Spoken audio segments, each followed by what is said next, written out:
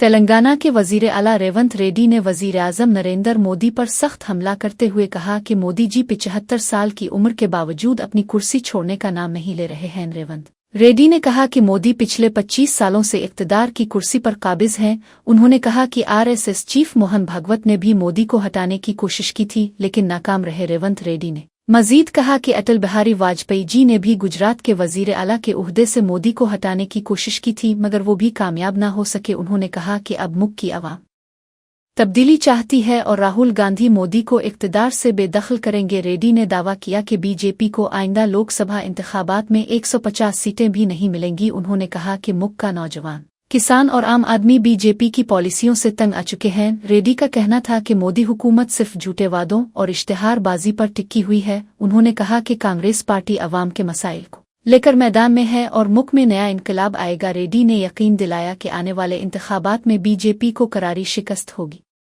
दूसरे तरफ देखो, नरेंद्र मोदी जी 25 साल से वो कुर्सी छोड़ रहा ही नहीं। 2001 में मुख्यमंत्री बना, तब से आज तक बार बार बीजेपी वाले संघ परिवार ने उनको हटाने के लिए कोशिश किए, मगर मोदी जी कभी कुर्सी छोड़ने के लिए राजी नहीं हुआ है।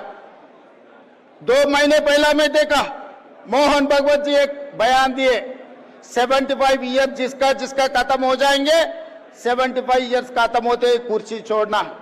मगर मोदी जी तैयार नहीं है 75 ईयर्स खत्म होने के बाद भी कुर्सी छोड़ने के लिए। रास्ता से अल्तवानी जी को, मुरली मनोहर जी को हटा दिए 75 ईयर्स एक कंडीशन लगा दे के। इसीलिए इस मंच से मैं संघ परिवार को, राहुल गांधी जी के तरफ से एक बयान देना चाहता हूं, आप लोग नहीं हटा सकते मोदी जी को। मोदी जी को हटाने वाले राहुल गांधी है। आने वाले चुनाव में जो संघ परिवार ने नहीं कर सका, अटल जी ने जो नहीं कर सका, जिस दिन अटल जी चाहा था मोदी जी को हटाने